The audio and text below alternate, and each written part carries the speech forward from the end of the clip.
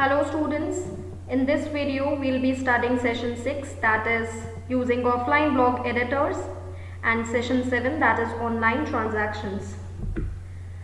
So first let's recapitulate the few topics already covered. First, what is blogs? In simple words, we can define blog as website that acts like a diary or journal for the blogger where user can share their opinion or thoughts. Then next is advantages of blogs.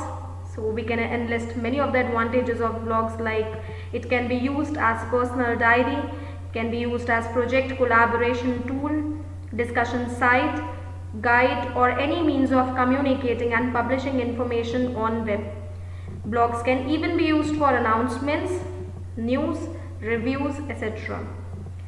Last point to revise is online blogging sites, which we have already enlisted in the last week, which are wordpress.com, blogger.com, blog.com, weebly.com and blogsome.com. Now we'll start with session 6 that introduces us with offline blog editors. Let's read the definition that is given there on the screen. An offline blog editor is an amazing tool for bloggers because it lets you create blog posts without an internet connection. Offline editors let you create, edit and format your content before you upload it to your website. Then if you have an internet connection, you can publish the posts directly to your blog, which states that offline editors provides us with the functionality to create and edit the post without internet connection and publish it whenever internet is available. These editors help us to make our posts attractive and efficient. Now let's enumerate the advantages of offline blog editors. So we'll read from the first point. It allows users to create, edit, format blog without internet connection, which states that these editors allow us to work without waiting for internet connectivity. Second point is they automatically publish the blog written on the internet domain when connect to internet, which specifies that whenever we have an active internet connection, these editors automatically post our data onto our blogging address provided during installation. Third point states they easily allow users to back up their blogging content and then share it with friends and family, which means that we can even save our post with us in our system for future reference, and we can even share our post with friends and family to obtain their further guidance. Fourth point reads that these editors provides us with all basic settings equivalent to blogging site.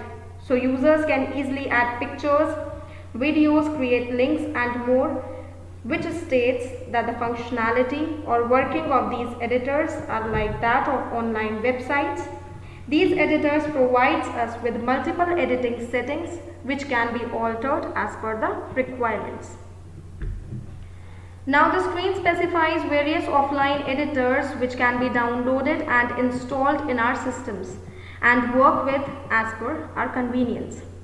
So first is Kumana, second Windows Live Writer, then BlogDesk, MarsEdit, BlogJet, Blazor and Microsoft Word. Yes, of course, Microsoft Word is also one of the example of offline blog editors, as it provides us with a template named blog post which can be used to create our blogging data.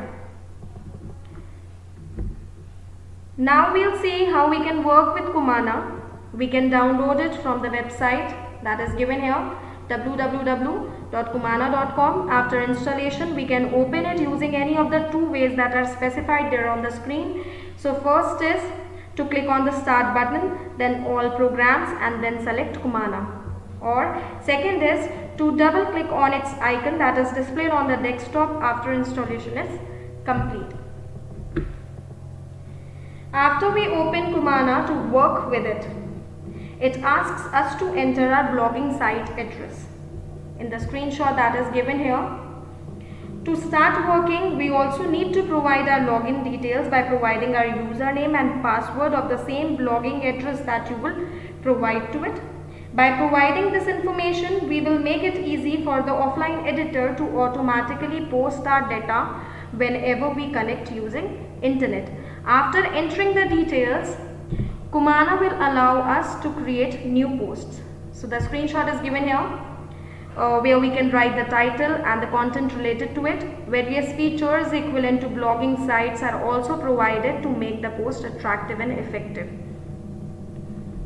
Now we'll start with the next session, that is online transaction. As we all know what online transaction basically mean. It means to transfer money from one person to another over internet. As stated there on the screen, that online transaction is a payment method in which the transfer of fund or money happens online over electronic fund transfer. Online transaction process OLTP is secure and password protected. 3 steps involved in online transaction are: first is registration, which means creating an account by providing the details. Then second step is placing the order, which states selection of the product and services, and at last payment, that is paying money online to the product or service provider. Now let's enlist the benefits of online transaction. So the first point that is given here is it is easy to use, as it is simple as filling a form, and the rest will be taken care by the web and database servers. It even helps us to save our time by reducing the time of moving from one place to another. Second point specified here is low labor costs. Since online payments are usually automatic, they have lower labor costs than the manual payment. Third point is fast and automatic, which means online transactions are fast and secure enough to save our time. Fourth point reads, it stores transaction information easily, which means we can save the information for future use that can be retrieved as and when required. Fifth point specifies that it leads to high profit for online companies, which means that companies can expand the area covered effectively with the usage of online payment. And the last point specified here is it is easy and best solution for online shoppers, as online stores can use this method for allowing their remote customers to place orders. Next is online shopping. As a simple definition of the term is specified there on the screen itself. Let's read it.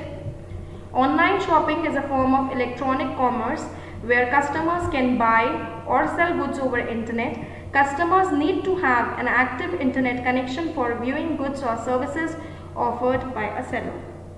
In short, we can select the products and services from online website and make payment online using various payments tools, like few of them are specified there on the screen: credit card, debit card, or by internet banking. We can even use e-wallets like Paytm, PayPal, etc. Now let's go through the advantages of online shopping. So the first point specified here is that there is ability to shop anytime, anywhere, which means that online shopping has broken the boundaries of cities and states, thereby expanding the business. Second point states that it is easy for us to compare products, as it is effective to compare the pricing of the products automatically. Third point specifies visiting a store is more expensive than purchasing a product online, as online shopping reduces the extra overhead of traveling from one place to another. Fourth point here reads, a product or service that is not available in the local market is available online. Then fifth point states that it is easy, fast, and saves time. And last point is that it is not limited to specific geographic area. Online stores are spread all over the world. Now the screen displays various online transaction websites that are: first is IRCTC, that is Indian Railway Catering and Tourism Corporation, which is an online portal for booking flights and train tickets. Second is Flipkart, an online shopping portal for buying consumer products. Amazon can also be one of the example. eBay, an online portal for buying and selling goods. Redbus, an online portal for booking bus tickets. Then Ola Cab, an online portal to book cabs nearby your location, and there are many more. Here we'll see the steps which are involved while working with Flipkart, but before we move on to the steps, let's read what Flipkart is all about. Flipkart or Amazon is an online store where you can purchase variety of electronic goods, books, accessories, digital cameras, mobile phones, peripherals such as printers, etc. Flipkart offer multiple payment methods as we have already studied: credit card, debit card, net banking, e-gift voucher, cash on delivery. First, let's check out the prerequisites to work with Flipkart, that is our requirements. First is we need a web browser like Google Chrome or Mozilla Firefox, and we need an active internet connection. To work with Flipkart, we need to open, the steps are given here, we need to open the browser, then enter www.flipkart.com in the address bar and press enter, after which the home page of Flipkart will appear. Before we could perform any transaction, we need to first sign in to create the Flipkart account. And to sign up, user is just required to enter the Gmail ID, which is to provide the notification regarding the account. Password of the account should also be provided, and whatever password you will be keeping for it, it should be strong enough to keep your account protected on Flipkart. After you signed up to the website, then you can navigate through the products and select them and add them to the e-cart. Now what this e-cart is? Shopping cart is a virtual online basket where the selected products can be collected all together. So cart is even used to store the products for many days. After gathering all the products in the e-cart, we can proceed to pay for them collectively using different payment tools already discussed. Next we'll discuss the steps that are involved while working with IRCTC, that is Indian Railway Catering and Tourism Corporation, which is an online government portal to book travel tickets. Again, to work with IRCTC, we are required to open web browser and enter www.irctc.co.in. The address is provided here on the screen in the address bar, and press enter, after which again the home page of the website will appear. On the home page, follow the sequence as specified on the screen. Let's read these steps that have been specified here. Locate and click sign up link. Then complete the registration process by filling the form. You are required to enter the details. Then you have to click to find the tickets, find the trains, and can book the tickets as per your convenience. Once you book the tickets, an electronic copy of the ticket will be displayed on the screen, and additionally the ticket will be mailed to the email address specified during the registration. Next, we have NCERT questions which you people are required to solve in your notebooks. Pause the video and note down the questions in your notebook. Next, we have activities wherein you are required to make presentations specifying the steps involved in either of the two that are specified here, like paying your fees online or online recharge in SIM. Don't share your confidential information like your card number or PIN etc. while making your presentation. Next is to enlist the precautionary steps to be considered while making payment online. That's all from my side, students. Thank you for being the patient listeners. Have a nice day.